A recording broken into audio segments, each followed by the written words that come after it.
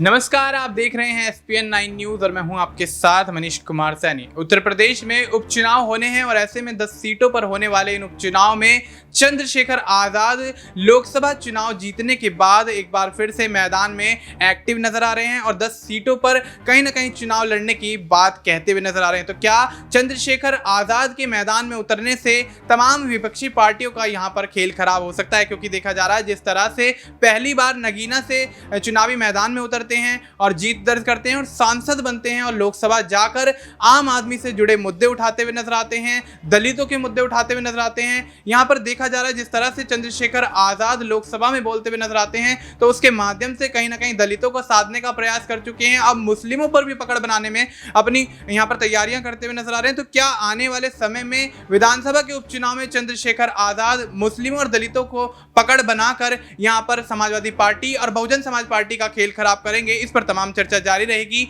हमारे साथ माही मौजूद है। माही, बहुत बहुत स्वागत है आपका। माही, क्या कुछ लगता है जिस तरह से लोकसभा चुनाव जीता और उसके बाद उपचुनाव में ताल ठोकते हुए चंद्रशेखर आजाद नजर आ रहे हैं, तो क्या दलितों और मुस्लिमों को साध कर यहाँ पर जिस तरीके से यहाँ पर चुनावी मैदान में उतर रहे हैं, तो क्या आने वाले समय में समाजवादी पार्टी का वोट बैंक और बहुजन समाज पार्टी का वोट बैंक आजाद के पाले में आ सकता है? क्या कुछ लगता है आपको? जी बिल्कुल, देखिए इसमें कोई दो राय नहीं है। चंद्रशेखर आजाद ने जब से तमाम मुद्दे, जमीनी स्तर के तमाम मुद्दे उठाए हैं, उससे कहा जा सकता है कि जनता के मन में एक छाप तो जरूर छोड़ गए हैं। वहीं पर देखा जाए तो कुछ दिन पहले उन्होंने बिजनौर और करहल सीट पर चुनाव लड़ने की इच्छा जाहिर की थी।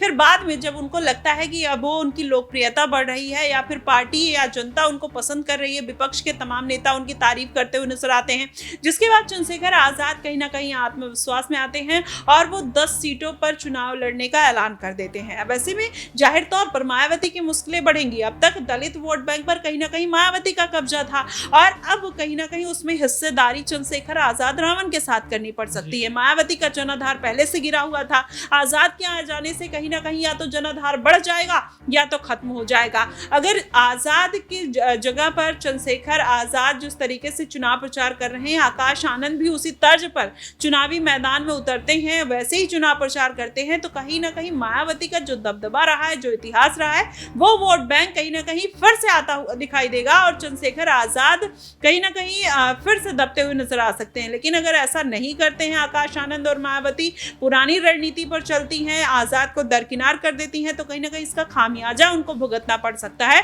और इस बार के अगर उपचुनाव की बात करें तो कुछ ऐसी सीटें हैं जिसमें माना जा रहा है कि मायावती भी अपनी जीत दर्ज कर सकती हैं, 1 से 2 सीटें निकाल सकती हैं और चंद्रशेखर आजाद रावण भी 1 से 2 सीटें निकाल सकते हैं। बचती हैं 6 सीटें।